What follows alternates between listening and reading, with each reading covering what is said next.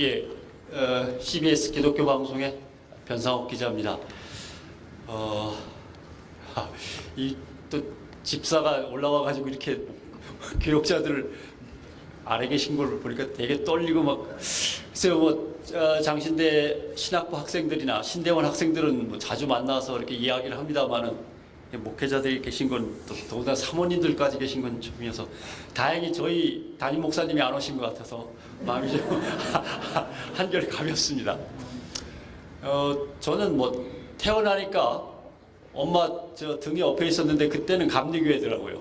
네, 그때야 감리교회인지 몰랐는데 나중에 가보니까 거기가 감리교회였습니다. 모태신앙이긴 합니다만은 태어난 곳은 감리교 예배당 마룻바닥에서 잠깐 이제 맨날 있었고, 그러고 나서 주일학교는 예장 통합을 다닌 것 같습니다. 그리고 기장도 잠깐 다녔고 쭉 훑어보니까, 그리고 이제 성결교회 몸담았다가 뭐 사실 어린 시절하고 젊은 날은 뭐 교단이 뭔지 잘 모르니까요. 그리고 이제 다시 예장 통합에 이제 몸담게 돼서 지금은 산돌교회를 섬기고 있습니다. 교회는 잘 못 섬깁니다. 뭐 회사 일 핑계로 뭐 여기저기 왔다 갔다 하면서 교회는 잘 못 섬기고, 가족 중에는 누이가 기장 소속입니다만은 목회를 하고 있고요. 그렇습니다. 그래서 기독교 집안이긴 합니다만은, 그래서 제가 고등부 졸업할 때 담임 목사님이 신학대 가라고 막 종용을 하셨는데 제가 두 가지를 들어서, 첫째, 저는 금식은 죽어도 못합니다. 그 다음에 새벽기도 저는 아침잠이 많아서 정말 못합니다. 두 개만 없다면 어떻게든 신학하겠는데, 그래서 신학대를 살짝 피해가지고 일반 대학을 가서 사회학을 전공했습니다. 부전공은 철학을 했고요. 주로 이제 종교사회학과 종교철학을 했습니다. 그리고 CBS에 입사해서 처음 한 몇 년간은 제가 예장통합, 감리교, 그리고 NCC 담당 기자를 했습니다. 그래서 교계 사정은 이제 어느 정도는 좀 알게 된 그런 상황입니다.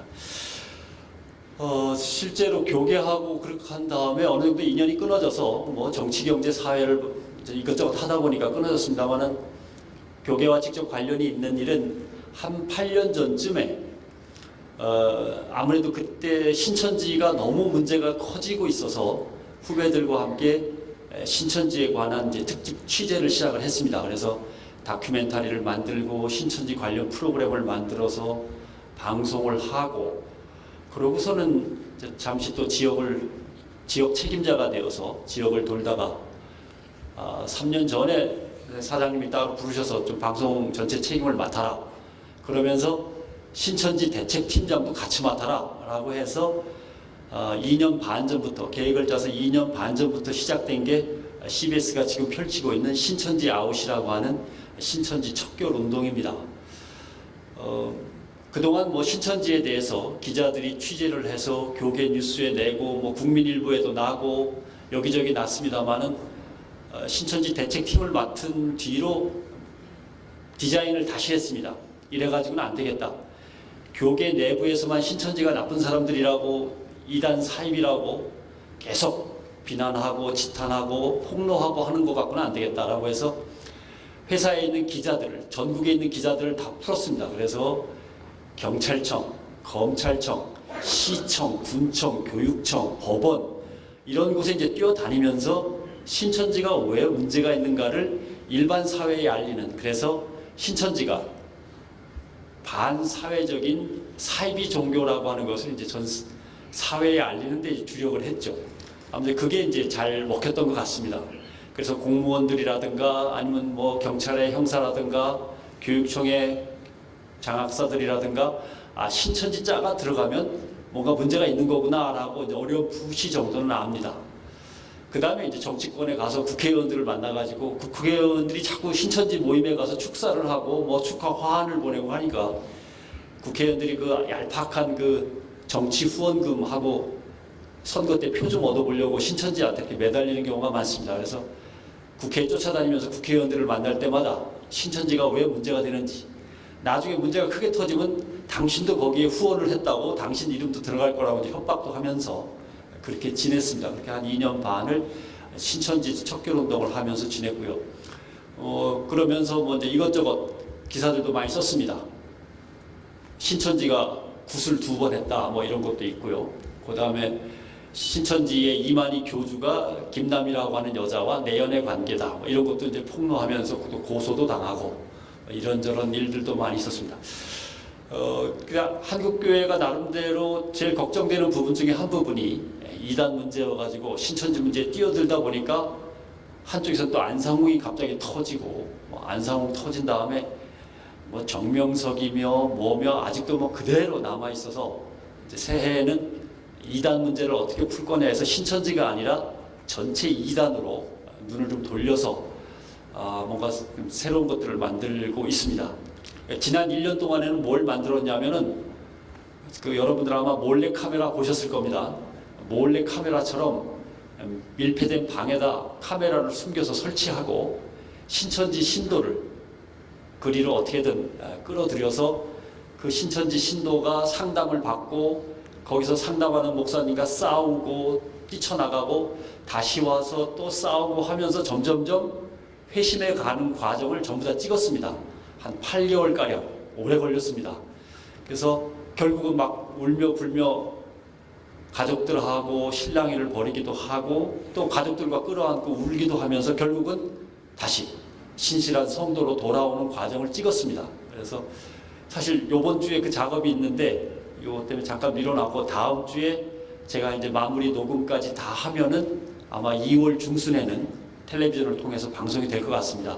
1시간짜리 8개 분량으로 이제 취재가 됐습니다. 그래서 그 회심에 가는 과정 그리고 어떻게든 신천지의 그 세뇌된 머리가 얼마나 깨지기가 힘든가 하는 그런 과정도 다 거기에 생생히 들어있어서 그런 작업들을 하면서 지금까지 지내고 있습니다. 주제가 좀 벗어났습니다만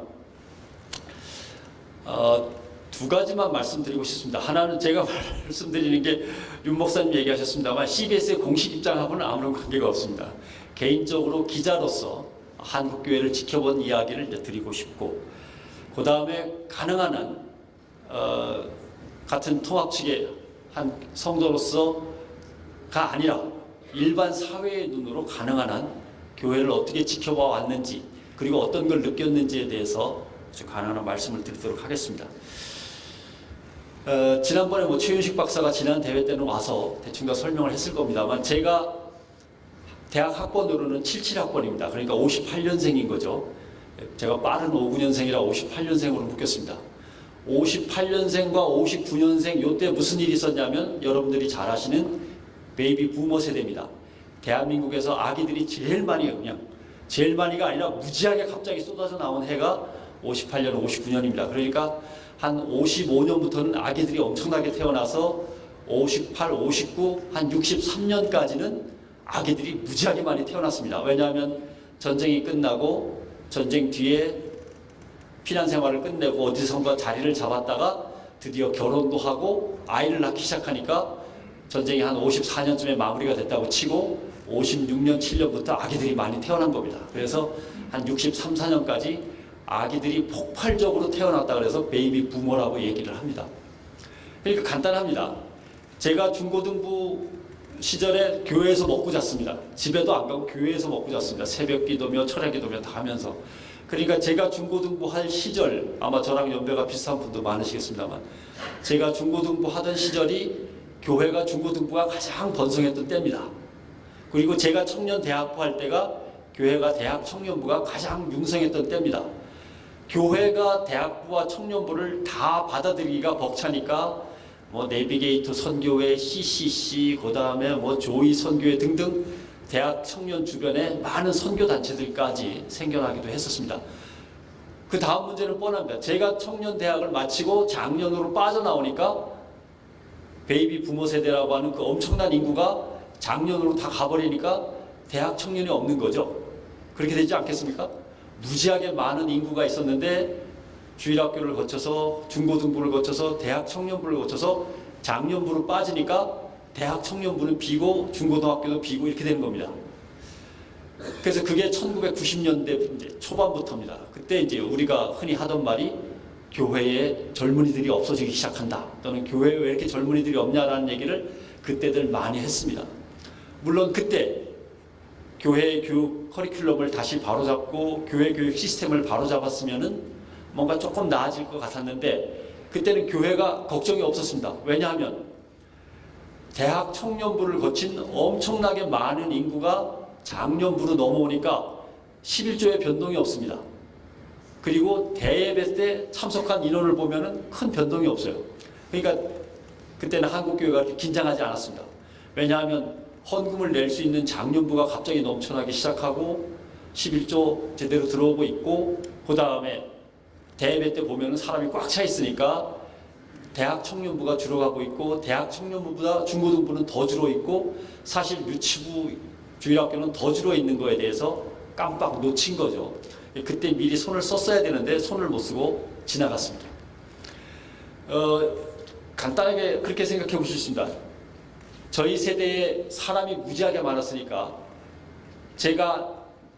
저희 세대가 낳은 아들, 딸이 또 무지하게 많습니다. 그게 이제 X세대라고 부르는 세대인데 주로 몇 년생이 될까요? 한 82, 3년생부터 한 90년생까지의 아이들, 아마 여러분들의 자녀들도 많이 들어있을 겁니다. 그 세대가 또 많습니다. 그 세대가 많은데 그때 뭔가를 한 번 더 했어야 되는데 그때도 놓쳤습니다. 이제 한 번 기회가 더 남았습니다. 저희 아들, 딸이, 제 딸이 한 2년 전에 시집 갔습니다. 그러니까 제 아들, 딸들이 그 세대가 사람이 많은데 그 아이들이 이제 결혼해서 아이를 출산하면 그 세대가 이제 많습니다. 그게 이제 몇 년생이 될지 모르지만 이제 태어나고 있는 거죠. 그 아이들이. 요때가 인구가 또 많습니다. 근데 예전처럼 많지는 않습니다. 왜냐하면 저희 때는 둘 아니면 셋 낳았지만 지금은 하나 아니면 둘 낳거나 안 낳거나 하기 때문에 앞으로는 많지 않습니다. 그래도 그때가 제일 많을 겁니다. 그러니까 그 아이들이 초등학교로 들어오는 횟수 따지면은 한 2003년부터 2005년을 중심으로 해서 한 2002, 3년, 그 다음에 2007, 8년 요때가 이제 주일학교가, 유치부 주일학교가 늘어나는 시점입니다. 그러니까 교회에서는 사실 준비를 해야 되는 거죠. 2022, 3년도부터 주일학교 유치부가 늘어난다고 보고 그때 뭔가를 준비하든지 아니면 더 앞질러서 교회의 어린이집 유아원을 강화해서 아이들을 갖다가 어떻게든 교회로 또는 아이의 부모들을 교회로 데려와서 2023, 25, 26, 27, 8까지는 가야 됩니다. 비록 저희 때만큼 아이 수가 많지는 않겠지만 그래도 그때가 제일 많은 숫자입니다. 근데 이제 성격이 좀 다릅니다. 이런 문제가 있습니다. 저희 세대 같은 경우는 인구도 많았지만 민족 복음화, 지구촌 복음화 이런 말에 상당히 익숙하고 가슴이 뛰었습니다. 세계 선교, 하나님의 것과 세상 것을 분별하는 어떤 그런 좀 가슴에 뜨거움 이런 것들이 조금 그래도 강했던 세대입니다. 근데 우리의 아이들 세대는 다릅니다. 내 건 내 거고 네 건 네 거고 분명합니다. 교회 거는 교회 거고 내 건 내 거고 또 이렇게 분명하기도 하고 내 시간은 내 시간이지 교회 시간이 아니고 따질 거 다 따지는 그런 아이들입니다. 아마 아까도 식사하면서 그런 얘기를 나눴습니다만 아마 제 아들, 딸 또래 한 20대 후반에서 30대 초반 되는 요 나이대의 신학생들도 아마 그럴 겁니다. X세대니까. 아마 지금의 전도사나 부교육자들을 아마 살펴보시면 목사님들이나 사모님들이 젊은 시절하고는 조금 차이가 있을 겁니다. 색깔이. 그렇습니다. 그러니까 더 다루기가 까다로운 새로운 X세대 또 그 자녀 세대 이런 것들이 한국교회 앞에 놓여 있습니다. 그래서 그저 물론 열심히 기도해야 되고 열심히 전도해야 되지만 또 열심히 목회 현장에서 땀 흘리는 건 똑같습니다만은 어떻게 그 세대를 읽어내고 시대의 변화를 읽어내고 거기에 맞는 목회를 할 거냐라고 하는 고민이 우리 앞에 놓여 있습니다. 교회의 본질을 분명히 지켜가는 것과 시대와 세대를 읽어서 그 변화에 맞도록 적응하고 대응하는 것 두 가지 길이 한꺼번에 해야 된다는 게 목회 아마 어려움이 될 것 같습니다. 뭐 시간이 없어서 빨리빨리 넘어가야 될 것 같긴 합니다만은 원고에 있는 얘기는 가능한 한 좀 피할까 합니다. 그 원고에 없는 얘기를 많이 하고 싶고요. 대개 일반 사회에서 위기라고 하는 것은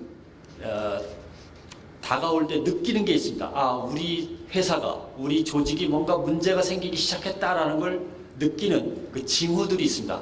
이건 제가 커뮤니케이션을 전공했으니까 이걸 위기 커뮤니케이션이라고 하는데 제일 먼저 어떻게 하면은 한국 교회가 위기에 왔다, 또는 우리 교회가 위기에 뭔가 몰리고 있다라고 하는 걸 느낄 수 있느냐라고 하면은, 첫째는 내부에서 투덜거리는 사람들이 많아지면은 이건 위기가 시작된 겁니다. 내부에서 뭐 별건 아닙니다. 투덜투덜하다 끝나긴 하지만 투덜거리는 횟수들이 조금씩 늘어난다거나 투덜거리는 사람들이 조금 넓게 퍼지기 시작한다 그러면 교회에 뭔가 문제가 생겼다라고 감지할 수 있어야만 됩니다. 여러 가지 있습니다. 그 다음에 뭔가 서로 잘해보겠다고 이렇게 경쟁하는 게 아니라 서로 자기네 쪽으로 힘을 끌어가려고 주도권 다툼이 생기면 이것도 이제 교회의 위기 또는 조직의 위기가 되는 거고요. 그 다음에 뭔가 차별이 시작됩니다. 쟤들은 뭐 아니야, 우리는 좀 달라, 뭐 이런 식의 편가르기가 시작되고 차별이 시작되면 이것도 교회나 조직에서는 상당히 큰 위기라고 생각을 합니다. 그 다음에 예산이 엉뚱한 데로 빠져나간다든가 횡령이 있다든가 이런 거는 정말 큰 위기가 오고요. 그 다음에 교회 바깥에서 누군가가 이렇게 뭐 피켓트 들고 뭐 머리띠 메고 자꾸 뭐라고 떠든다라고 하면 그게 한 사람이 됐든 두 사람이 됐든 교회나 조직은 이걸 위기라고 생각을 해야 됩니다. 그 다음에 이제 물론 교회를 둘러싸고 또는 교회 안에서 송사가 벌어져서 법원에 왔다 갔다 한다거나 하면 이것도 심각한 위기에 이미 접어드는 거죠. 근데 일반 기업들은 이런 것들 중에서 한 가지만 생겨도 깜짝 놀라가지고 별별 방법을 다 씁니다만은 교회는 좀 둔합니다. 교회는 이런 것들이 흔히 벌어져도 외부에 알려지지 않으면 되지 뭐 하고서 감싸고 끝나거나 그런 경우가 많았습니다. 대한항공을 보시면 제일 알 겁니다. 땅콩 때문에 비행기가 돌아왔는데 맨 처음에 적당히 얼버무리려고 하다가 일이 점점 커져가지고 딸이 아니라 아버지가 나와서 고개를 숙여도 사태가 해결이 안 됩니다. 결국 이런 겁니다. 뭔가 약간의 위기가 감지될 때 조치를 빨리빨리 취해야 되는데 한국교회가 늘 그것을 놓쳤습니다. 한국교회가 놓친 이유는 당연합니다. 사실은 NCC라든가 한기총이라고 하는 큰 조직들이 이런 것들을 연구하고 감지하면서 개교회에 이런 것들이, 이런 현상들이 한국교회의 미래와 관련해서 어떤 문제다라고 알려줘야 되는데 한기총도 NCC도 뭐 자기들 먹고 살게 바빠서 그런지 아니면 주도권 다툼 때문에 그런지 전혀 신경을 쓰지 못했습니다. 안 그러면 교단이라도 교단 정책상으로 교단에서 이런 것들을 읽어가지고 이럴 땐 이렇게 하고 저럴 땐 저렇게 하고 앞으로 교회 목회는 이런 방향으로 해야만 부응할 수 있고 이렇게 뭔가 연구 프로젝트에서 조사 보고서가 나오고 개교회로 이것이 전파가 돼야 되는데 교단들도 뭐 총회할 때 노회할 때 가보면 요란벅적하긴 한데 뭔가 알맹이가 없습니다. 그러니까 결국은 컨트롤 타워가 없는 거죠. 이것은 마치 세월호 참사 때 정부가 우왕좌왕하면서 아무것도 못하다가 결국은 세월호 유가족들이 청와대로 몰려가고 국회에서 난리가 나고 대통령 나가라 말아라 뭐 이런 식의 구호까지 나올 정도로 막 흔들리는 거나 비슷합니다. 사실은 교회 협의체 그리고 교단들이 이렇게 한국교회의 전체적인 큰 그림을 그려가면서 현장에서 목회하시는 분들을 위해서 뭔가를 제공하고 일러줬어야 되는데 이런 기능이 한국교회가 전혀 준비되어 있지 않다는 상황에서 현장 목회가 정말 어려워지는 그런 상황이라고 하겠습니다. 한국교회 이걸 그대로 대입해보면 불만 많아졌습니다. 기독교에 대해서 안티를 거는, 기독교를 욕하는 사람도 사회 속에 늘어났습니다. 뭐 교단이나 또는 교회에서의 각종 다툼들도 늘어나고요. 그 다음에 교회를 둘러싸고 교회 앞에서 피켓팅하는 것도 많이 늘어났습니다. 뭐 편하게 얘기하자면 사랑의 교회 앞에서는 매일 그러고 있고 요새는 명성교회 앞에서도 가끔 그런 일이 벌어지고 있다고 하고 이러한 한국교회를 이끌고 가는 주요 교회들 앞에서 벌써 이런 일들이 벌어지면 이거는 그 교회가 잘못했건 잘했건 잘못한 것이 없건 간에 이미 한국교회의 위기는 막 수렁으로 빠져들고 있는 거죠. 이런 것들을 감지하고 뭔가를 해야 되는데 아직도 NCC든 한기총이든 각 교단들이든 별로 움직임은 없습니다. 큰일 났다는 얘기만 자꾸 하지 움직임이 없는 게 문제라고 하겠습니다. 이제 앞으로는 뭐 농담 반 진담 반으로 이런 얘기를 합니다. 큰일 났습니다 하고 맨 처음에 외치는 놈은 사표를 받습니다.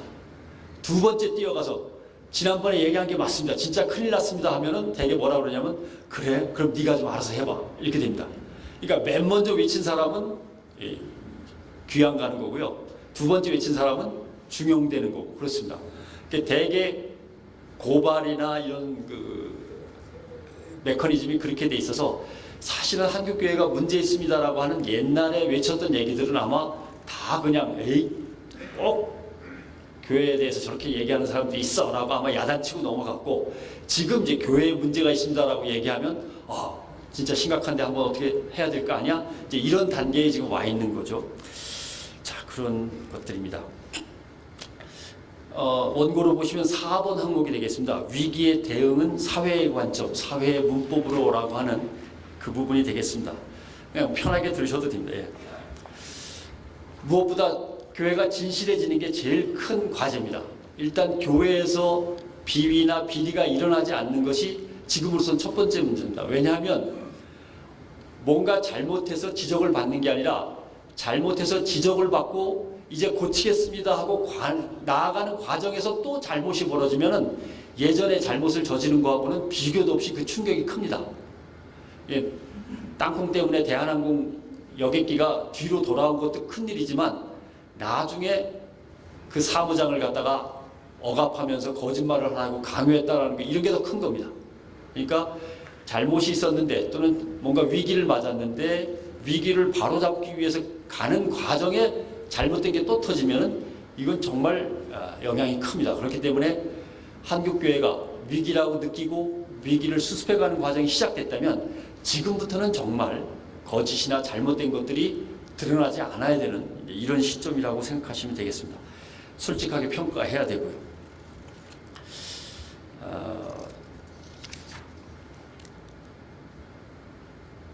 5번으로 넘어가 보겠습니다. 여기서부터가 이제 진짜입니다. 교회의 위기를 극복하기 위해서 어떤 것들을 해야 될까? 오늘 주로 드리고 싶었던 말씀은 그거고요. 앞에 부분은 교회가 왜 위기를 맞고 있나라고 하는 문제를 얘기했습니다만 첫째, 거기 매력 감소입니다. 교회에 꼭 가야지. 야, 교회 안 가면 어떡하겠어? 라고 하는 매력이 줄어들었습니다. 그게 제일 문제고. 두 번째는 교회가 아니다. 교회가 우리 사회의 희망이고 우리 사회의 노화의 방주다라고 하는 걸 설득해야 되는데 그 설득력 자체가 떨어졌습니다. 물론 대부분 어느 지역사회를 가건 제일 크고 훌륭한 건물은 교회입니다. 그게 노화의 방주로 보여야 되는데 노화의 방주로 안 보인다고 하는데 이제 설득력이 떨어져 있는 거죠. 그 다음에 공신력도 하락해서 기독교를 비난하는 사람들이 자꾸만 늘고 있습니다. 물론 여기에는 다른 술수도 섞여 있습니다. 2년 전쯤에 이상하게 기독교와 CBS를 욕하는 게 많아가지고 실제로 기관들이 나서서 조사를 했더니 그 중에 75점 몇 %가 신천지가 만든 거였습니다. 예. 그 인터넷에 떠돌고 있는 교회를 욕하는 각종 동영상이라든가 이런 것들을 다 수집해서 어디에서 이것이 시작됐는가를 추적했을 때 75점 몇 %가 아마 75.3% 정도라고 제가 기억이 됩니다만 75% 정도가 신천지가 만든 거였습니다. 이게 실제로 저희가 뭔가 잘못하거나 부족한 것이 있어서 비난을 받기도 하지만 조그마한 부족함이나 미흡함이 있으면 우리를 노리는 사탄의 세력들이 그걸 증폭시킵니다. 그러니까 더 조심을 해야 되는 그런 이제 상황이 된 거죠. 이제 그건 신천지뿐만 아니라 안상홍 증인이든지 박옥수 구원파든지 또 요새 새로 생겼다는 이런 이단들이 한국교회의 흠집 내기만을 기다리고 있습니다. 뭔가 약점을 잡히면 이제 달려들겠죠. 진짜 굶주린 사자처럼 달려들어서 물어뜯을 겁니다. 그런 준비가 돼 있는 이단 사이비들에게 한국교회가 지금 둘러싸여 있습니다. 그렇기 때문에 더 한마디 일거수일투족이 조심스러워야 되는 그런 문제를 지금 갖고 있습니다. 그 다음에 적응력 미흡, 이것은 아까 말씀드린 겁니다. 사회의 변화를 읽고 교회로서 여기에 대응해 나가야 되는데 사회의 변화를 읽는데 미숙한 거죠. 그런 점에서 이제 문제가 생겼습니다. 그 밑에 적혀 있습니다만은 이제 종교계의 500주년을 보시면 맞습니다. 프로테스탄트라고 하는 우리의 자랑스러운 전통이 시작되고 가톨릭 교회가 부패에 의해서 붕괴되는데 이건 뭐 목사님들이시니까 이건 하나님의 섭리와 계시에 의한 한 부분도 있지만 테크놀로지에 의해서 쳐다보면은 카톨릭이 무너진 가장 큰 이유 중에 하나는 활자입니다. 활자. 활자가 발명되고 활자로 문서를 마구 찍어낼 수 있게 되면서 그 문서를 많은 사람들한테 한꺼번에 뿌릴 수 있게 되면서 종교개혁의 기반이 마련됩니다. 만약에 활자가 없어서 성경책을 제대로 찍어내지 못하고 성경책은 항상 사제들이나 아니면 수도원의 수사들만 보았다고 한다면 종교개혁이 아마 이렇게 쉽게 이루어지지 않았을 겁니다. 성경이 활자로 찍혀서 세상에 뿌려지는 테크놀로지, 기술의 발전이 천주교회를 무너뜨리죠. 마찬가지입니다. 세상이 기술 문명이 어떻게 발전하느냐에 따라서 교회도 영향을 받을 수밖에 없습니다. 사회의 변화를 제대로 읽고 제대로 대응해야 됩니다. 근데 그런 문제 중에 대부분이 요새 이제 문제가 되는 게 스마트폰, 디지털, 모바일 폰은 도대체 어떤 거냐? 한국교회에 도움이 될 거냐? 한국교회 발전에 도움이 안 되고 오히려 악용될 거냐? 이런 것들도 교회가 담당할 고민이죠. 실제로는 사회의 변화를 교회는 읽어야만 됩니다. 읽고 대응을 해야 되는데 물론 교회의 본질을 지켜가면서 교회로서 대응하는 문제를 연구해야 되는 거죠. 이런 점에서 불만은 또 오늘 뭐 임성빈 교수 안 오셨는데 신학자들한테 불만이 많습니다. 사실은 신학자가 사회의 변화를 민감하게 읽고서 연구하고 한국적 토양에 맞는 신학을 내놓고 그걸 현장에서 뛰고 있는 목회자들한테 제시를 하면서 뭔가 도움이 돼야 되는데 모르겠습니다. 뭐 제가 신학대에 가끔 가서 듣는 이런저런 것들 보면 이건 수입 냉동 신학입니다. 상당 부분이 미국에서 직수입한 거든지 유럽에서 수입한 거든지 모르겠지만 대개는 미국 경험들이 많으시더군요. 미국에서 직수입한 걸 그냥 해동만 시켜갖고 어떻게든 교회로 또는 신학생들한테 그냥 주입을 시키다 보니까 사실은 그런 것 같지 않습니다.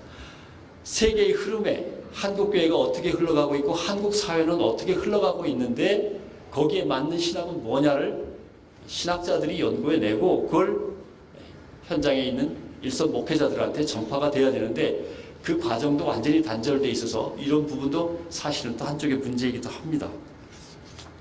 말씀드리고 싶은 거는 테크놀로지의 발전, 옛날 카톨릭 교회가 무너질 때 활자가 발명된 게 큰 역할을 했다고 할 때 오늘날 한국 교회의 위기에는 뭐가 걸려 있냐면 인터넷이 걸려 있습니다.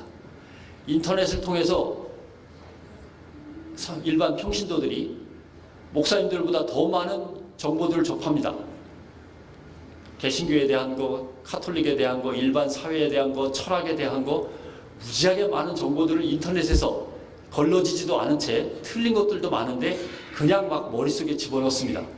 이런 사람들을 데리고 목회하는 것은 예전에 20년 전, 30년 전에 목회할 때와 상황은 전혀 다릅니다. 그래서 실제로 앞으로 얘기가 나오겠습니다만은 수많은 지식들, 걸러지지 않은 지식들을 머릿속에 가득 채우고 있는 평신도들을 어떻게 이끌어갈 건가라고 하는 문제도 앞으로 이제 교회의 큰 과제로 남아 있습니다.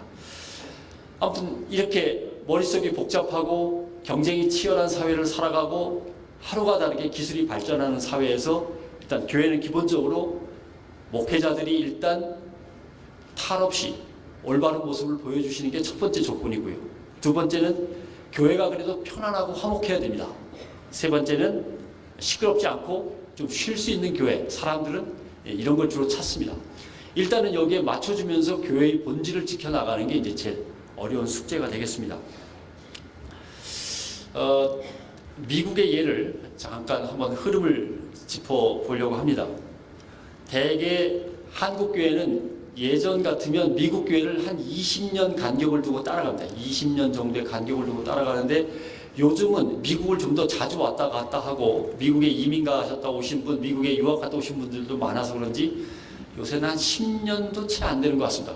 미국 교회를 갖다 계속 뒤를 따라가는데 주요한 유형 중에 하나가 텔레반절리즘이라고 하는 겁니다. 텔레비전과 부흥 강사가 묶이는 겁니다. 텔레비전과 부흥 강사가 묶이는 걸 미국식으로 텔레반절리즘이라고 합니다. 에반젤리칼, 그 다음에 텔레비전이 결합된 단어죠. 1970년대 예전에 미국 개신교의 부흥은 부흥사였습니다. 부흥사들이 서부 개척 시대에 마차를 타고 다니면서 마을 마을을 돌면서 뜨겁게 설교를 하고 거기에 의해서 이제 미국 교회의 부흥이 또 일어났습니다만은 그것이 이제 시대가 지나가고 이제는 텔레비전이라고 하는 게 생기고 텔레비전 채널을 교회가 돈 주고 살 수 있습니다. 미국은 한국하고 달라서 돈 주면은 무슨 채널에 몇 시부터 몇 시까지는 어느 교회가 돈을 주고 살 수가 있습니다. 그걸 이용해서 부흥사들이 이제 텔레비전 속으로 뛰어들죠.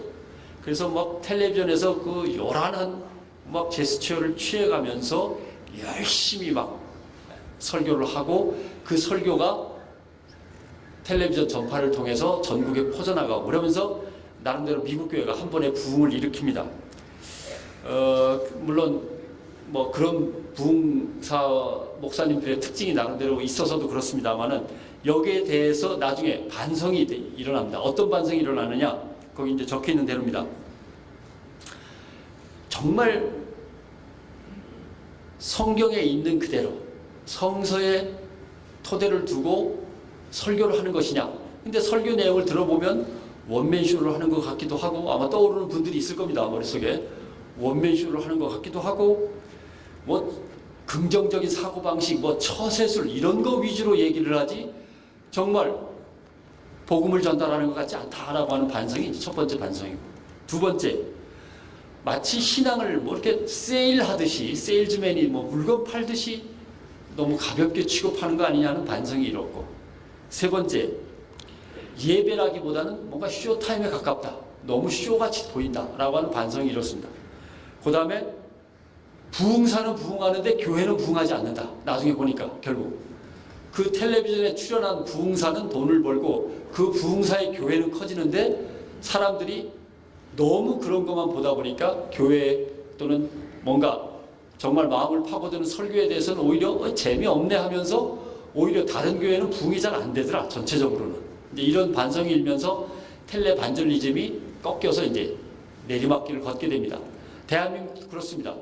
1990년대 후반 그리고 2000년대 초반에는 텔레반절리즘이 상당히 인기를 끌어서 뭐 그냥 요란한 제스처를 막 하시는 목사님들이 인기를 끌었다가 수그러들기 시작했죠. 두 번째 미국은 이것을 커버하면서 나타난 게 밑에 있는 대로 찬양과 경배, 흔히 말하는 워십 앤 프레이즈라고 하는 음악을 위주로 한 흐름입니다. 미국에서는 이게 이제 다시 청년들을 중심으로 확 붐이 일면서 미국 교회가 한 번 더 성장하는 기틀을 갖다 제공합니다. 한국도 그랬습니다. 미국에서 그게 유행하니까 한국으로 건너왔죠. 예전에는 기타를 들고 강대상에 올라가는 것도 어림도 없는 얘기였습니다. 어떻게 기타를 들고 강대상에 올라가겠습니까? 예배당 안에 기타가 들어오는 것 자체도 어림도 없습니다. 근데 요즘 보면은 드럼까지 다 와있죠. 드럼에다 뭐 색스폰도 불고 기타, 전기 기타도 치고 다 하죠. 그것도 이제 너무 시끄러우니까 거기다 이제 유리벽을 치기도 합니다만은 예, 미국에서 유행했던 게 이제 한국으로 그대로 수입돼서 건너오는 단계입니다. 이런 말씀을 드리는 것은 저 교회가 한대, 저 교회도 하네라고 해서 그냥 따라가는 게 아니라 그것이 어떤 흐름 속에서 벌어지는 일이고 그 흐름이 언젠가는 끝난다는 걸 미리 염두에 두시고 목회를 하면서 받아들이셔야지 다른 교회 보니까 다 찬양단 조직해갖고 전기 기타 들어오고 드럼 치고 다 해야 된대 라고 그냥 따라 하시는 게 아니라 필요하면 받아들이지만 과연 내가 받아들이고자 하는 이것이 어떤 흐름 속에서 지금 어느 지점까지 와 있는데 우리 교회도 잠깐 받아들여 봐야겠다든가 이런 식으로 설계를 하셔야 되는 건데 요즘 보니까 뭐 어느 교회든지 다 있는 거 보니까 그냥 다른 교회도 하는데 우리도 해야겠지라고 또 하는 것 같습니다. 그런 염려에서 말씀을 드리는데 실제로 찬양하고 경배하면은 막 그 찬양 때문에 뜨겁습니다. 막 청년들이 두 팔을 높이 들고서 하나님을 경배하고 하는 모습을 목회자로서 보시면 흐뭇하죠. 야, 잘 된다. 좋다. 라고 할 수 있는데 여기에도 반성이 있습니다. 미국 교회에서 반성이 나왔던 것을 밑에 적어놨습니다. 이게 예배의 본질이냐?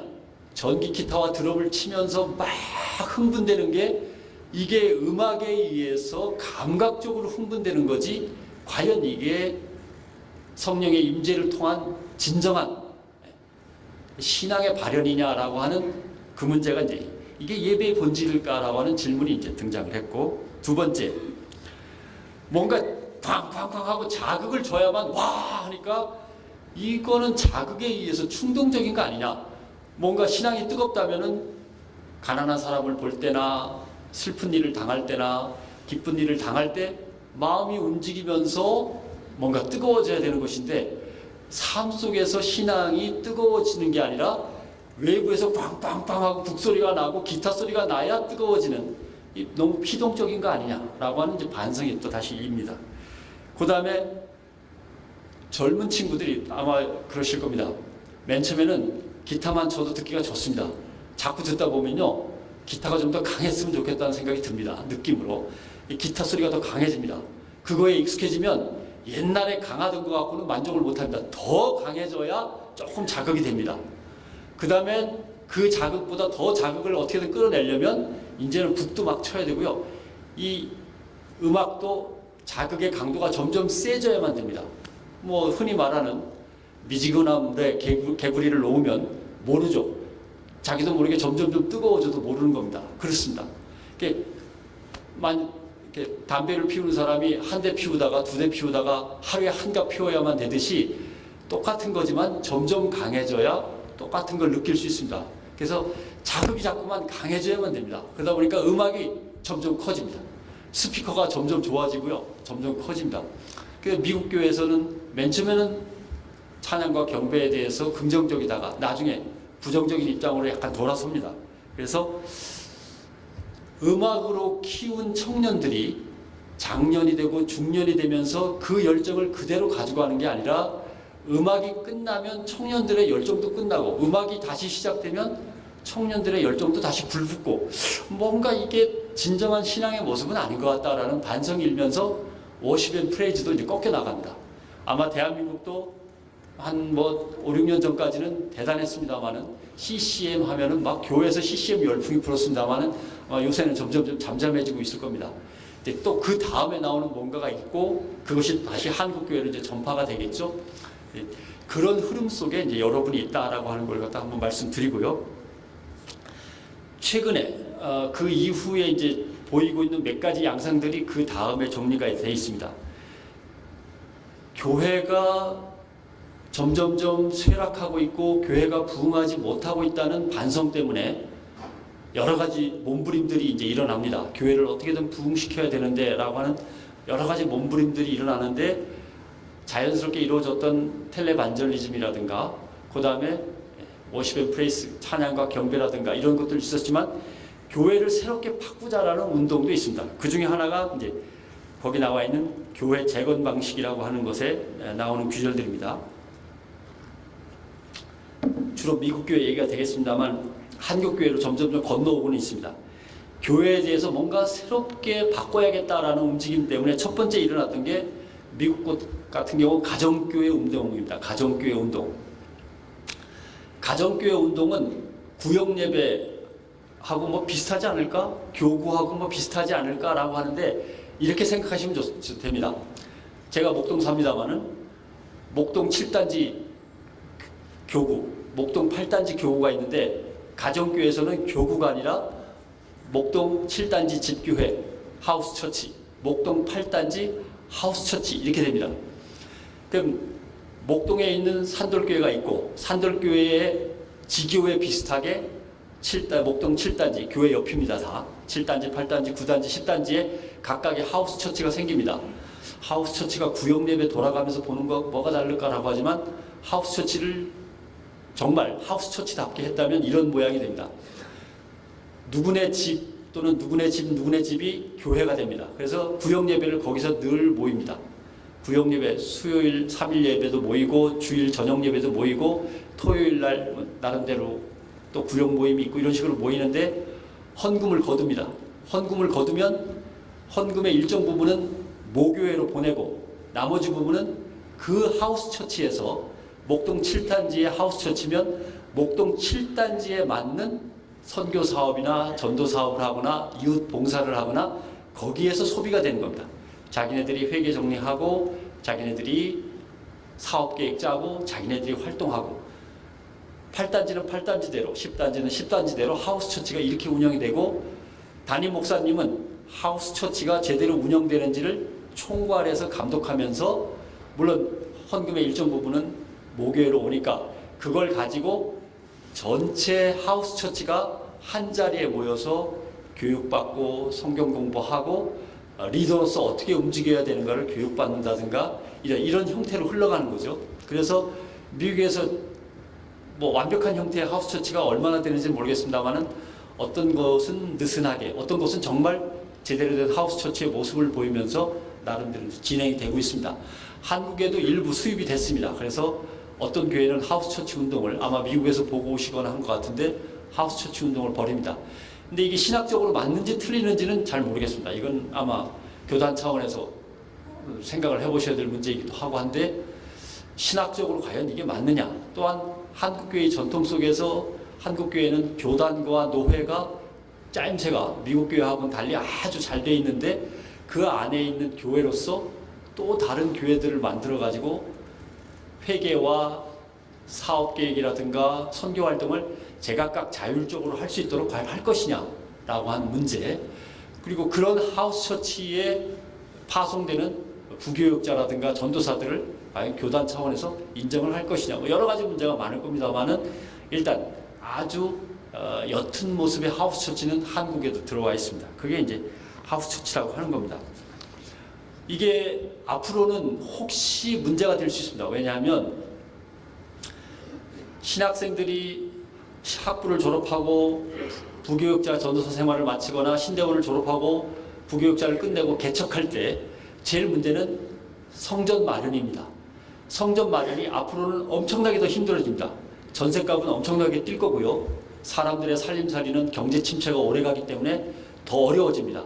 성도들로부터 헌금을 거두어서 집장만 한다는 게, 월세집이든 전셋집이든 장만해서 조그마한 교회라도 한다는 것이 무지하게 힘들어집니다.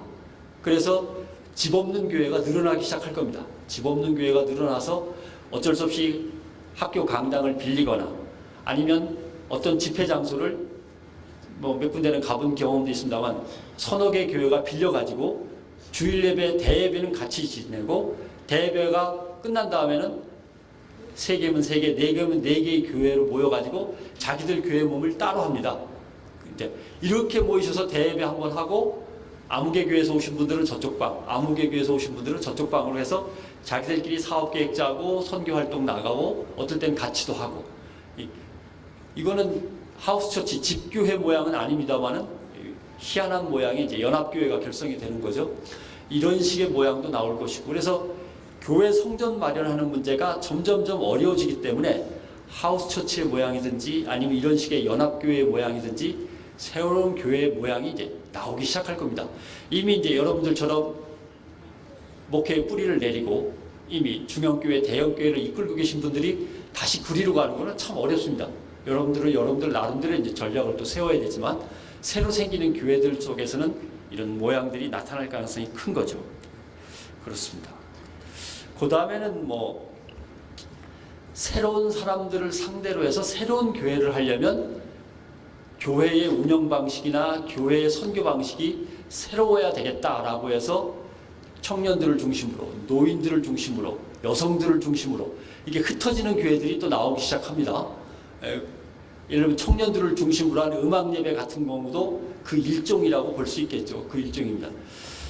이건 교회의 포스트 모던한 적응이 이제 시작되는 거죠. 그래서 예를 들면은 전 교인이 담임 목사님의 지휘 아래 일사불란하게 같이 움직이는 건 너무 어렵다고 판단하고 교회를 갖다가 나이별로 또는 특징별로 분류하는 겁니다. 그래서 각각의 특징에 맞게 소목회가 시작되는 이런 형태의 이머징 교회라고 하는 새로운 스타일도 등장하기 시작합니다.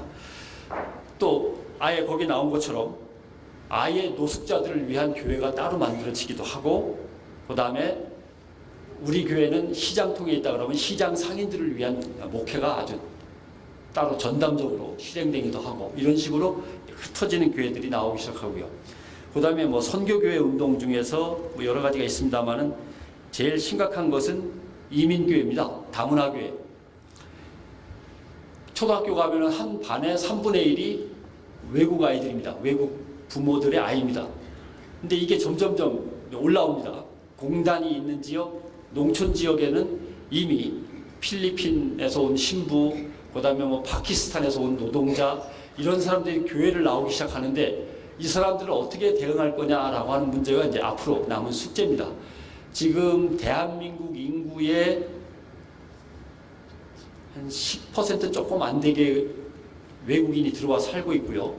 초등학교는 제가 정확하게 기억이 안 납니다만 1.1%나 1.2%는 전국의 초등학생 중에 100분의 1이 이미 외국인 아이나 외국인 피가 섞여 있는 외국인 부모를 둔 아이입니다. 그러니까 이게 이제 1%에서 점점점 올라오는데 이미 농촌 지역이나 공단이 있는 지역은 10%, 20%가 그런 아이들로 차 있고 서울 같은 대도시의 한 복판은 그런 게 잘 안 보이죠. 그러나 벌써 경기도 변두리로 나가면 그런 지역이 많습니다.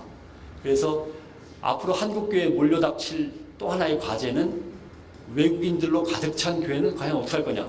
온다 그러는데 오지 말라고 할 것이냐. 이런 문제가 남아있는 겁니다. 등등등등 있습니다.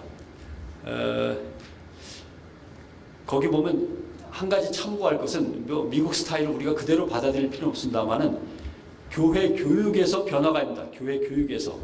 대개 교회 교육하면은 성경 공부 아니면은 나이 드신 어르신들을 위해서 뭔가 저 흥겨운 율동이나 그분들한테 위로가 될 만한 것들을 교회 교육 차원에서 합니다만은 미국 같은 경우는 교회 교육이 많이 바뀌었습니다. 빵 만들기, 꽃 재배 뭐 이런 겁니다. 그 다음에 음식 만들기 뭐 이런 거. 왜냐하면 그분들한테 진짜 필요한 거거든요. 노인이 되어서 힘들게 살거나 혼자 살게 된 노인들을 위해서 밥을 어떻게 짓고 반찬을 어떻게 간단하게 만들어서 찌개 끓여서 먹을 수 있는가. 그 다음에 아파트 경비원이라도 하려면 어떻게 해야 되는가. 아니 조그마한 빵집이라도 함께 모이면 어떻게 되려나. 카페라도 열어가지고 나이 드신 분들이 카페라도 하나 운영하면서 공동체 생활을 하려면 어떻게 해야 될까를 가르치는 거죠. 그러니까 어떻게 보면 성경 공부는 성경 공부지만 그분들이 실제로 사회 속에서 실존해 나가는데 필요한 무언가, 생존해 나가는데 필요한 무언가를 가르치는 쪽으로 번져나갑니다. 왜 이러냐 하면은 세상이 그만큼 가난해지고 경쟁이 치열해지기 때문에 그분들이 그게 필요합니다. 교회에 가면 물론 따뜻하게 밥 한 끼 주고 성경 공부도 할 수 있고 함께 노래 부르면서 찬양도 하다가 돌아올 수는 있지만 돌아온 세상은 너무 어둡고 차갑습니다. 그러니까 적응해 나갈 수 있도록 그분들한테 가르치는 게 빵 만들기, 수프 만들기, 꽃 재배 이런 걸 이제 가르치는 거죠. 그 다음에 세차, 자동차 수리 그분들이 세상에서 생계를 꾸려나가는데 필요한 모든 것을 교회가 직접 가르치는 겁니다. 이런 식으로 해서 선교가 되는 거죠.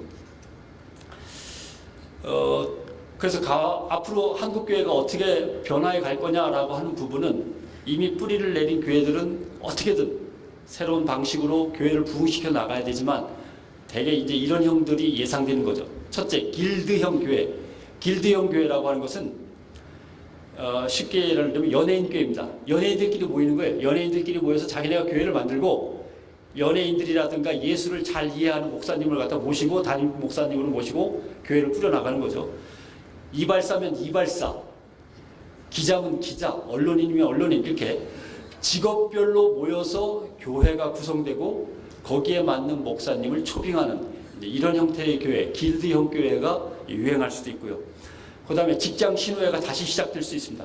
직장마다. 왜냐하면은 교회에 대해서 이미지가 나빠지고 교회로 안 가려고 하는 그런 풍조가 더 강해지면은 교회를 가지 않고 교회를 자기네끼리 자꾸 만들고 교회를 만들기가 좀 벅차면 신호회를 만들어서 거기에 모여서 이걸로 주일 성수하는 거고 이걸로 신앙생활 하는 거다라고 스스로 인정하면서 자기들끼리 모일 가능성이 이제 커지는 거죠. 그런 문제. 그 다음에는 몇몇 가족이 뭉쳐가지고 야외로 나가서 전원교회를 꾸밀 가능성도 커집니다.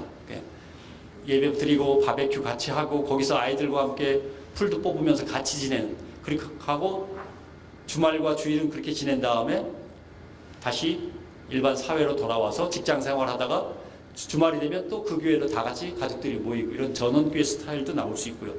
그 다음에 아주 심플한 처치. 심플 처치는 그저 한 몇 가정이 하우스 처치는 모교회가 있어서 모교회가 컨트롤을 하는 겁니다만 그런 거 없이 그저 몇몇 가정이 자기들끼리 모이는 그러한 아주 심플한 형태의 교회들도 이제 발생할 수 있습니다.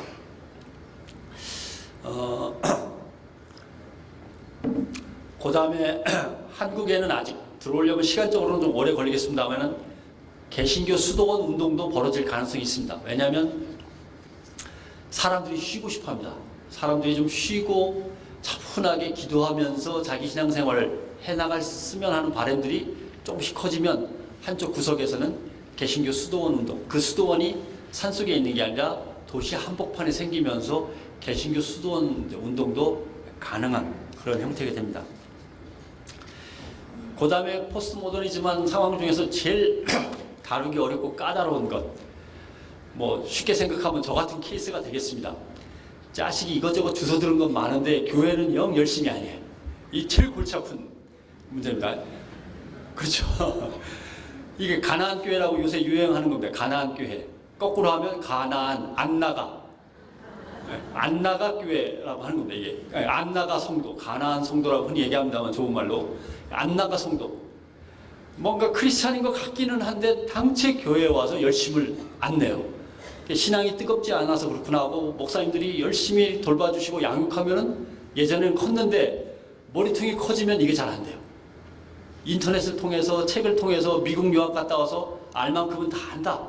이렇게 하면서 자기 나름대로 움직이는 이 교회에 잠깐 머무는 듯한데 저쪽 교회에 가 있고 저쪽 교회에 머무는 듯한데 어느새 또 저쪽 교회에 가 있기도 하고 자기 마음에 드는 교회를 찾아 뱅뱅 돌기만 하고 그러다가 또 자기들끼리 모여갖고 뭐 하나 만든다고 만들었다가 또 조금 있으면 그것도 깨지죠. 깨지면 또 여기저기 흐트러 다니고 그러다가 이제 천주교회로도 한번 가볼까 또 갔다 오고 뭐 이런 거. 이 가나안 성도입니다. 근데 실제로 뭐 이건 길게 설명할 게 아니라 책이 나와 있으니까 가나안 성도를 한번 책을 찾아보시면 나올 겁니다. 아주 자세하게 설명되어 있습니다. 이런 부류의 성도들을 어떻게 취급할 거냐라고 하는 문제가 아주 까탈스러운 문제입니다. 지금도 아마 이런 성도들의 숫자를 따진다면 적어도 100만 가까이는 될 거라고 생각을 합니다만은 앞으로 이 숫자가 늘어나는 게 문제인 거죠. 이 숫자가 늘어나는 게 문제입니다. 이걸 어떻게 다룰 것이냐라고 하는 문제가 숙제로 남아 있습니다. 물론 이 숙제를 풀려면은 교회 청년 조직부터, 교회 대학생 조직부터 뭔가 활성화 시켜갖고 그 교회에서 대학을 나오고 청년부 활동을 했다면 그 교회를 자기 어머니로 삼고 끝까지 거기서 결혼하고 아이를 낳고 그 교회를 계속 섬겨나가는 뭐 이 전통을 빨리 살려야 되는데 이 전통이 희미해지면 이게 참 고달파집니다. 그러면 가나안 성도는 자꾸 늘어나고 교회 신도는 줄어들고 이런 문제가 발생하는 가나안 성도가 제일 문제입니다. 이런 친구들이요 주일 성수라는 개념이 뚜렷이 않아지면 점점 더 문제가 커집니다. 주일 성수를 왜 꼭 그 교회에 가서 주일 성수를 해야 돼? 내가 열심히 기도하고 집에서 찬송 부를 수도 있고 친구들 만나서 뭐 산에 올라가서 산에서 우리끼리 한번 성경책도 읽고 찬송가 부르면 되는 거 아니야 식의 주일 성수에 대한 개념이 희미해져 가고 당연히 11주에 대한 개념도 희미해져 가고 이런 식으로 가다 보면 이 친구들이 나중에는 교회에 거대한 압박으로 다가올 수도 있습니다.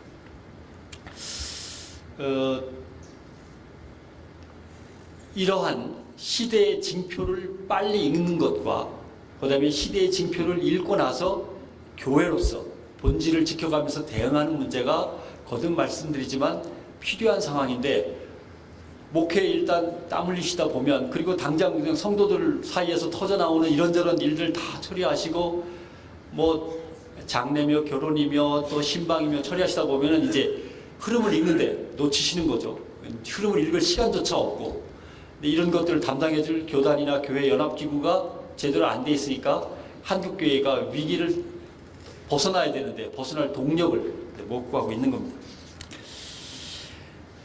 21세기에 등장할 교회의 최대 과제는 물론 뜨거운 신앙과 기도와 여러 가지 문제, 목회와 신학적인 문제는 제껴놓고 첫째는 가난입니다. 가난. 앞으로 절대 부자로 살 수 없습니다.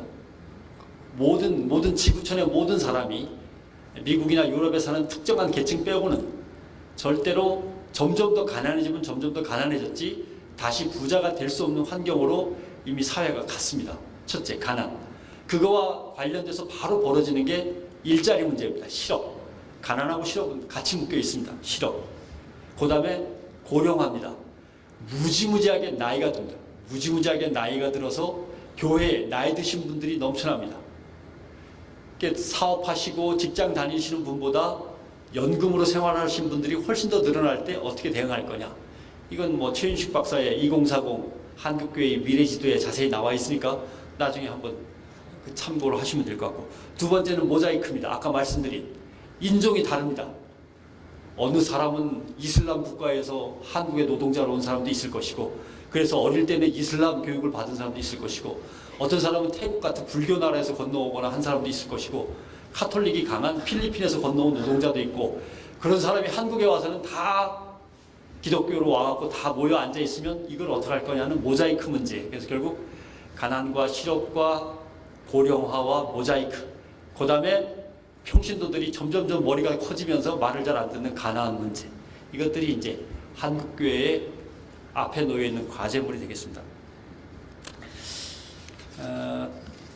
원고는 거기서 끝납니다만 이제 원고에 없는 얘기만 마무리를 좀 지을까 합니다.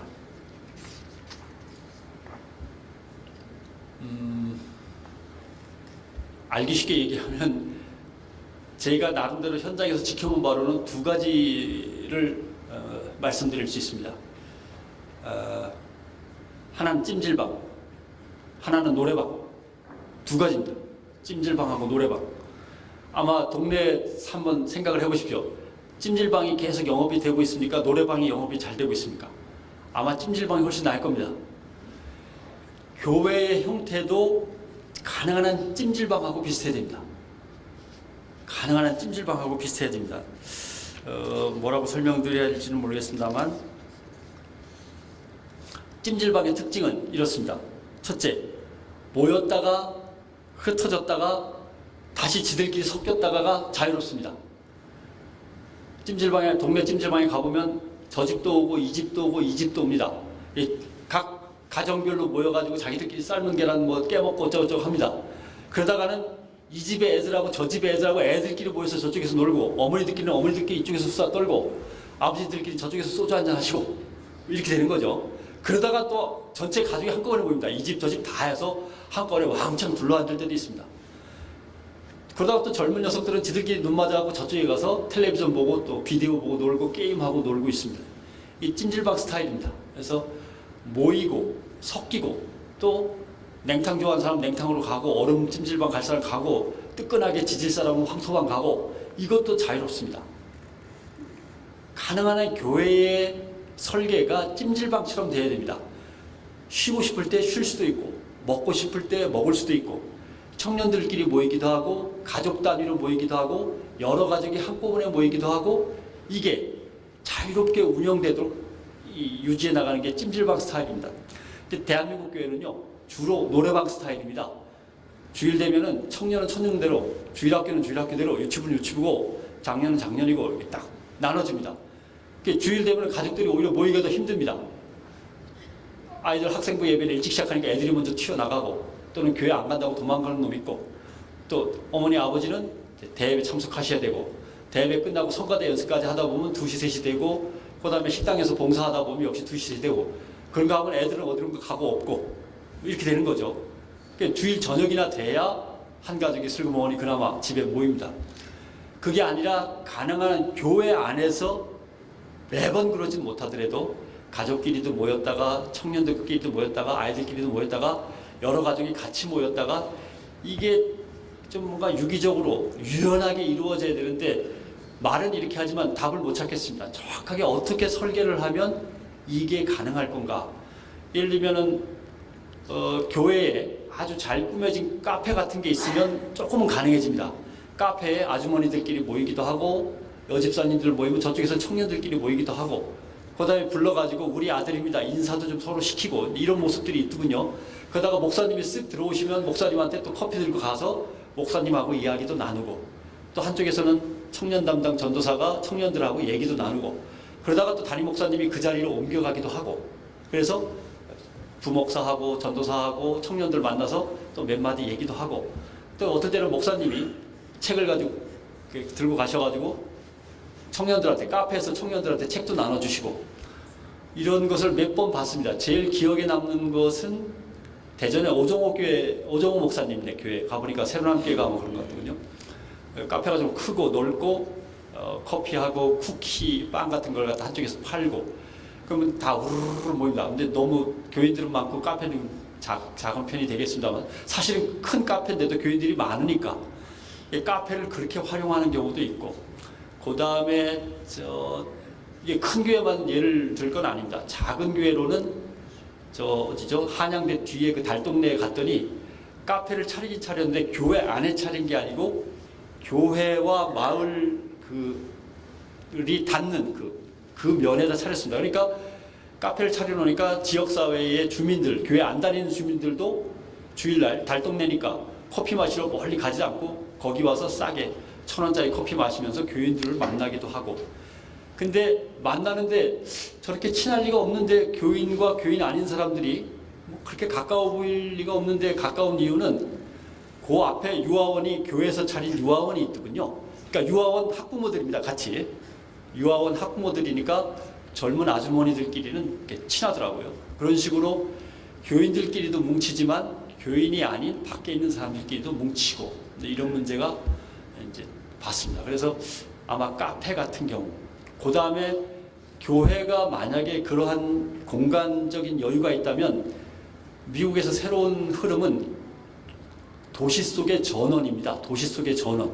그러니까 교회라는 공간이 울타리가 쳐져 있어서 신도만 받는 게 아니라 울타리 한쪽이 허물어지면서 널찍하게 숲과 정자나 이렇게 그늘막을 쳐놓고 카페가 있기도 하고 카페가 없기도 하면서 거기가 하나의 휴식터가 됐습니다. 이렇게. 그래갖고 지역사회에 그냥 일반 교회 안 다니는 시민들, 주민들이나 교인들이나 거기에서 어우러지고, 교회 다니는 유치부, 뭐 초등부 아이들과 교회 안 다니는 유치원, 초등학교 아이들이 거기서 대충 어우러지고 부모들이 거기서 만나기도 하고, 이렇게 되는 교회 한쪽 공간에 시원하고 그러니까 도시에서 콘크리트만 있지 풀이 별로 없기 때문에 좀 나무 그늘도 약간 있고 의자도 좀 있고 테이블도 있어가지고 뭔가 좀 모일 수 있는 공간을 만들기도 하고, 여러 가지 이제 전략들이 나오는 거죠. 그런 식의 도시 속 전원을 꾸미는 사례도 있습니다. 문제는 노래방처럼 다 분류해서 가둬놓고 목사님이 방마다 이렇게 들어가시는 스타일이 되면 안 됩니다. 그나마 목사님이 방마다 들어가시는 스타일은 잘하시는 겁니다. 그것도 대단하신 거예요. 그게 아니라 목사님이 항상 대예배당 계단 앞에만 딱 서 있고 다 끝나고 나올 때만 이제 악수하고, 마치 노래방 끝나면은 나가면서 주인한테 계산하고 나가듯이 길목만 딱 지키고 앉아서 이렇게 악수만 하시면 그건 정말 목회하기 힘들어지시는 겁니다. 그래도 방마다 뛰어다니시면서 만나시면 대단하게 애쓰시는 건데, 그것보다는 목사님이 덜 힘들면서도 효율성 있게 찜질방 스타일로 뭔가 어우러지고 흩어지고 이거가 좀 자연스럽게 연결될 수 있도록 하는, 먹고 자고 쉬고 놀고가 교회 안에서 한꺼번에 다 이루어질 수 있고, 가능한 한 그게 일반 주민들까지 슬쩍 와갖고 끼어들 수도 있는 그런 문제. 이게 이제 첫 번째 과제입니다. 찜질방과 노래방. 두 번째는 21세기 최고의 화두는 커넥티드라고 하는 겁니다. 커넥티드. 뭐냐면은 아마 여러분들의 젊은 자녀들을 아마 생각해 보셔야 할 겁니다. 외부하고 연결되지 않으면 죽습니다. 외부하고 연결되지 않으면 죽습니다. 외부하고 가능한 한 연결되어야 됩니다. 어떤 식으로든 연결되어야 됩니다. 지금까지 한국교회는 연결된 것처럼 보이지만 담장 안에 모였다가 자 밖에 나가서 뭐 합시다라고 하면 우르르르 가서 하고서 다시 들어옵니다. 그건 연결된 게 아니고 잠깐 방문한 거죠.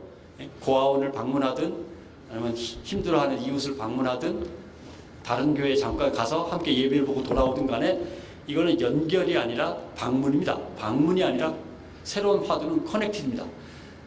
21세기의 모든 조직은 커넥티드가 안 되면 무너집니다. 한 개인도 그렇습니다. 카톡이나 문자나 전화, 인터넷을 통해서 바깥하고 연결되지 않은, 다른 사람하고 연결되지 않은 개인은 성공할 수가 없는 그런 구조로 세상이 바뀌어 있습니다. 그래서 두 번째 과제는 커넥티드입니다. 뭐 이렇게 복잡하게 얘기할 게 아니라 그냥 뭐 예를 하나 든다면, 제일 아쉬웠던 예만 하나 든다면, 인천 어린이집에서 화면 보셨죠? 빵 때리면 아이가 그냥 팡 하고 나자빠지는 이런 엄청난 폭력이 있었습니다. 근데 이제 여러 가지 생각들을 많이 하셨을 건데, 아니 저렇게 두들겨 패는 어린이집에 왜 부모들은 저 어린애들을 맡겨야만 할까? 왜 맡겼을까라고 하지만, 먹고 살려면 맡길 수밖에 없습니다. 부모는 일하러 나가야 되는데 둘 다 1살짜리건 2살짜리건 3살짜리건 4살짜리건 맡길 수밖에 없습니다. 맡겨도 문제가 있는 것이 저렇게 때리기도 하고, 4시, 5시 되면 애를 찾아야 됩니다. 아니면 6시 되면 애를 찾아야 되는데, 어느 직장이 6시에 땡 하고 끝나는 직장이 있겠습니까? 없습니다. 잘. 7시, 8시 그러면 또 부모는 전화 걸어서 우리 애 한 2시간만 더 봐주실 수 없어요? 제가 막 지금 갑니다. 이렇게 전화를 해야 되는 거죠.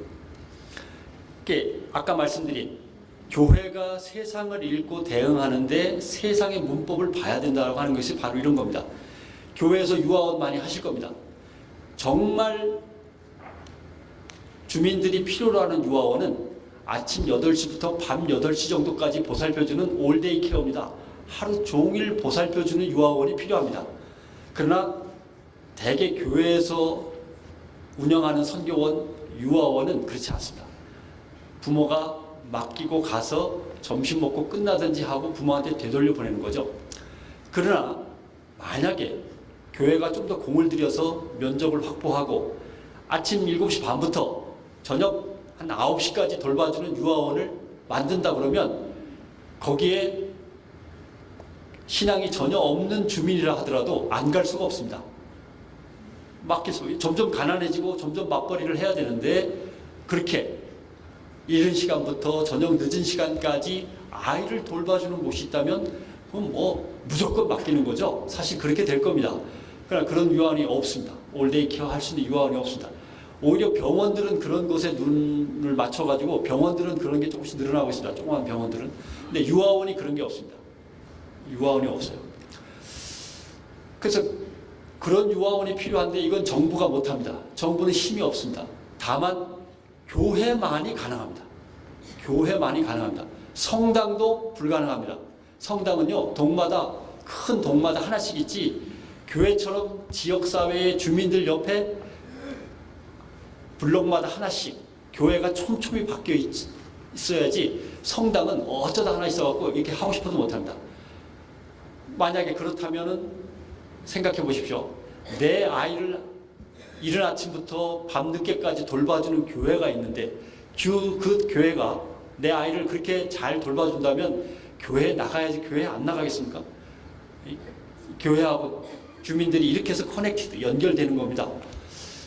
근데 교회만이 가능하다고 하는 또 하나의 이유는, 교회에 있는 나이 드신 집사님들이나 권사님들이 직장을 그만두고 일손을 놓고 계신다면, 교회에서 젊은 전도사님들이 짝짝꿍을 가르쳐 드릴 게 아니라 그분들한테 할 일을 드려야 됩니다. 예, 보육교사는 물론 교육과정이 있으니까 보육교사는 그 유아원에 있지만, 권사님들이 가서 할머니로서, 아이를 많이 키워본 할머니로서 아이들을 함께 돌봐주고 음식이라도 같이 해주고, 이 교사들을 갖다 서포트 해줄 수 있는 거죠. 시간이 많지 않으시니까 한 3시간씩이라도 나눠서 교대로 한 2분씩 가서 한다든가, 이럴 수 있는 조직은 기독교밖에 없습니다. 그래서 뭔가 사회를 제대로 읽었다면은 교회 유아원도 이제 바뀔 때가 됐는데, 거기에는 물론 자금도 더, 재정도 더 투자를 해야 되고 뭐 여러 가지 필요하겠습니다만은, 실제로 어차피 교회는 재정을 들여서 많은 선교 사업을 합니다. 기왕이면 선교 사업을 좀 더 효율적으로 할 수 있는 거죠. 이게 이제 커넥티드라고 하는 겁니다.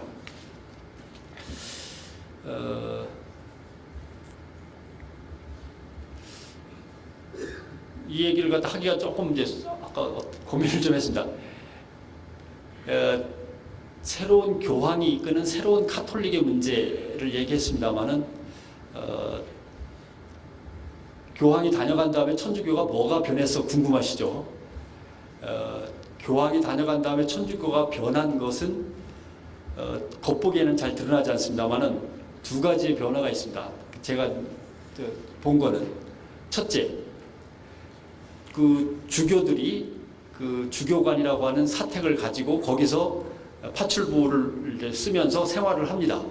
거기서 이제 먹을 것도 사고 뭐 이거 입을 거 뭐 다 정리하고 이렇게 하는데 예산이라는 게 있습니다. 예산에 매월 잔고가 0 만들기 운동이 있습니다. 0. 그러니까 그 달에 들어와서 수입으로 잡힌 돈은 그 달에 다 나가야 되는 겁니다. 돈이 남았어요. 남으면 못하겠습니까? 당연히 헌금하든지 구제에 쓰든지 선교에 쓰든지 0을 만드는 새로운 운동이 주교들 사이에서 조금씩 일어나고 있습니다. 자기가 그렇게 결의를 하고 서원을 한 거죠. 이게 나를 위해서 돈을 쌓아두지 않겠다라고 하는 겁니다. 왜냐하면 이번 달에 나온 돈은 0으로 끝내놓으면 다음 달엔 또 나오니까 그거 갖고 또 살면 되니까 교회에 돈을 쌓아두지 않는 겁니다. 이런 문제가 있습니다. 물론 개신교는 좀 어렵습니다. 카톨릭과 대비한 개신교 입장에서는 결혼해서 아이들을 키우고 아이들을 교육시켜서 장성할 때까지 돌봐야 되는 입장에서는 이게 좀 어렵습니다만은 일단 카톨릭에 그런 게 하나 있고, 그 다음에 자동차를 점점 줄입니다. 크기를. 교황도 요만한 거 타고 다녔는데 하면서 자동차도 점점 요새 바꾸고 있는 중입니다. 다른 게 걱정이 아니라 가톨릭의 이런 움직임이 커지고 이것이 세상에 이제 알려지면은 개신교가 또 비교를 당합니다. 이런 부분에서 한국교회가 빨리 짜임새를 갖춰야 된다라고 하는 말씀을 드리고 싶고, 결국 한국교회가 해야 될 것은 두 가지로 요약해서 할 수 있습니다. 첫째, 나가서 보살피는 문제.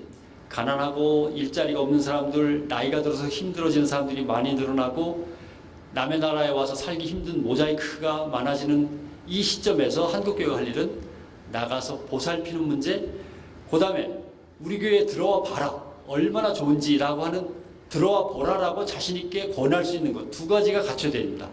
나가서 봉사하고 구제하고 선교하는 것은 늘 하시는 대로 열심히 하시면 되는 거고, 그 대신 이제 들어와 봐라, 이 기독교회, 한국교회가 얼마나 따뜻하고 편안하고 유쾌하고 즐거운지 와서 보라, 이 두 개를 갖추셔야 됩니다. 새로운 세대는 까탈스러워서요, 나가서 뭔가 보람 일을 하는 것도 챙기지만 그 교회에 들어갔을 때 뭔가 쾌적하고 즐겁지 않으면 도망갑니다. 두 가지를 한꺼번에 갖추는 문제가 있습니다. 나가서 보살피는 문제, 들어와 봐라, 얼마나 좋은지라고 자신있게 권하도록 준비하는 문제, 이 두 가지가 한국교회 숙제가 되어 있고요. 예를 들면 찜질방 구조라고 했는데, 찜질방 구조가 어떤 구조냐면 하나만 더 말씀드리면 가장 비근한 예로 이런 걸 들 수 있습니다. 교회에서 장로님이 돌아가셨어요.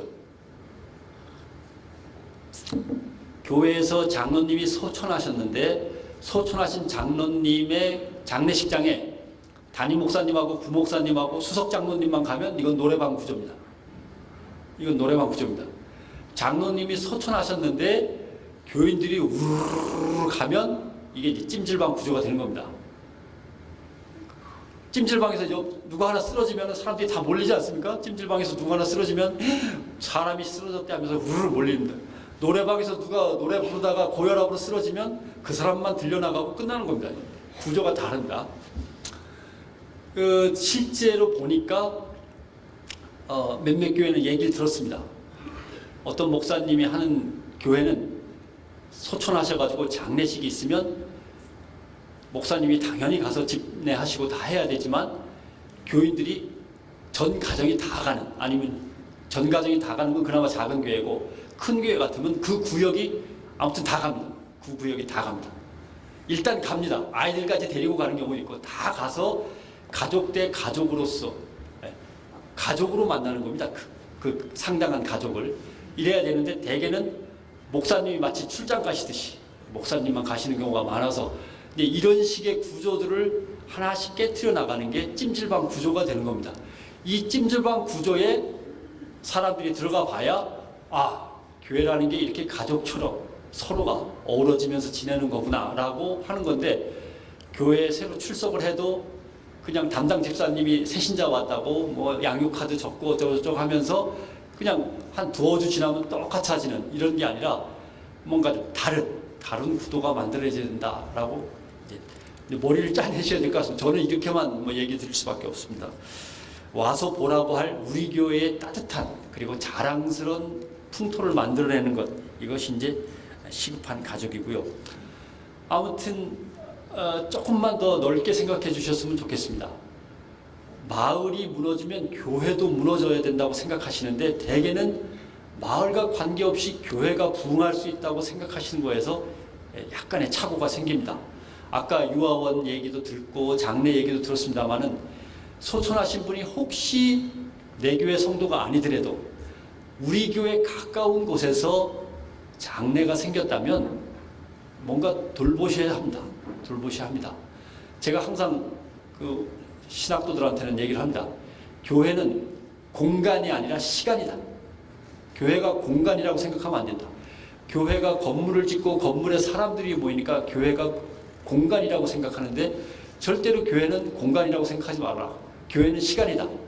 그 마을 사람들과 슬픈 일을 같이 슬퍼하고 어려운 일 당했을 때 같이 땀 흘리고 좋은 일 있을 때 같이 좋아하면서 기쁨과 슬픔을 나누고 그 마을에서 얼마나 뿌리를 오래 내리고 오랜 세월을 함께 해왔는가라는 시간이 교회가 된다고 생각을 해야 목회를 할 수 있지, 빨리 교회 건물 올려야지라고 하는 공간만 생각하면 절대 목회하기 힘들어진다.